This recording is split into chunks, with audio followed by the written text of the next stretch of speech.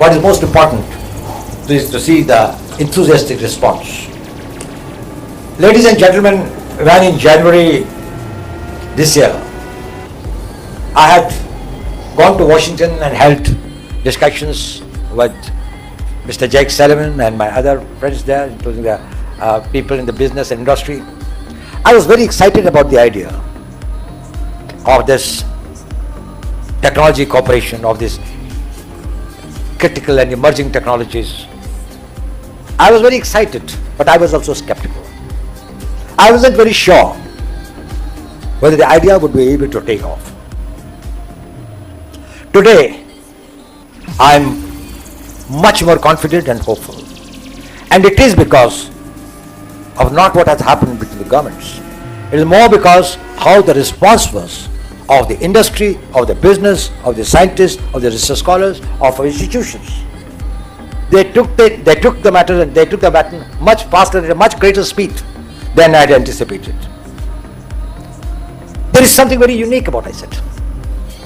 It is not a government-to-government arrangement of having some high vision. It is a collaborative initiative of industry, academia, research bodies, think tanks, all making a common endeavor.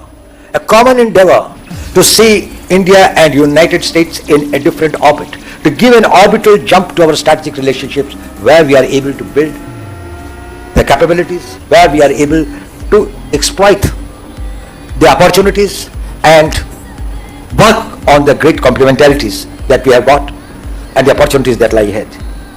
I'm very happy to see, as was very evident from the wonderful things by the Director General of the CII about the achievements in a very short span of 6 months. We have made significant progress, and in some areas we have started moving in the right direction. And it is not only what's happening at the governmental level, but more importantly what's happening at your levels, as was this in the working sessions. We have been able to kickstart the Indo-US Quantum Coordination Mechanism. We have signed an MOU on semiconductors. The initiative on public-private partnership on telecommunication, engaging stakeholders from the government, industry, and academia to further open collaboration in open RAN, that is the rapid access and 5G and 6G. The detailed dialogue on biotechnology is being held. Important exchanges on cooperation and artificial intelligence have taken place, and positive momentum under the defense and space pillars. I do hope, and I'm very optimistic, that in near future under each one of these heads, you will be hearing more specific, more tangible results that have been achieved and how we have been able to move forward. Most importantly, we have established a strategic trade dialogue. It will serve as a platform to address regulatory barriers and issues relating to export control. It is a very important element in this entire matter. To ensure the free flow of water, it is important that it has got a canal, it has got a route by which it can flow. But it is also important that the barriers in the flow of water are also removed. Sometimes there is a flow, there is a natural gradient, there is plenty of water, but then there are artificial barriers which are able to impede its forward this things. We do hope, and both the governments are committed, that we will try our best to see how simple, how easy we can make it for our industry, for our investors, for our entrepreneurs to see that they can move ahead. These initiatives are pointers to what we can achieve together for the good of our people, our region, and world at large. We are clear where we are also clear where we want to be, and we are also confident that we have got the cooperation of all of you.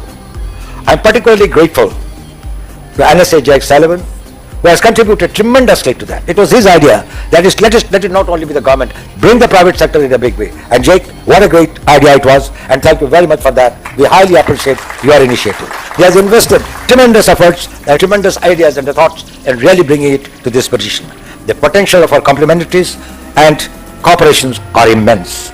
Today's dialogue, second in the series, is important. We have had some discussions, but we are going to hold more detailed discussions on this subject tomorrow. We are quite optimistic that we will be able to move forward, but we will welcome any ideas, any suggestions from you. We cannot move ahead unless we make it more practical and doable, and that comes only when you are part of this entire endeavor. Ideas will have to flow from all of you. I've seen some of your recommendations. They are very important. They will help us in mapping out and in charting the future course of action. Innovation and enterprise and spirit of partnership has to be part of your philosophy as well. If you are looking at this thing, it will involve certain amount of innovation, entrepreneurship, risk-taking, thinking big and going for big ideas. It is good to dream big ideas, but it requires the people of sinews and the guts like you who can make those ideas real. To conclude, I see the future of ICET very bright. So that is going to be one of the very important pillars of our bilateral strategic partnership, and I wish all the success to all of you. And thank you very much once again to Mr. Chandrajit Banerjee and to the Confederation of Indian Industry for organizing this wonderful evening. And I would again like to thank our guest today, the National Security Advisor, Jake Sullivan, for his great contribution in making this venture, in making this initiative while it stands today. And thank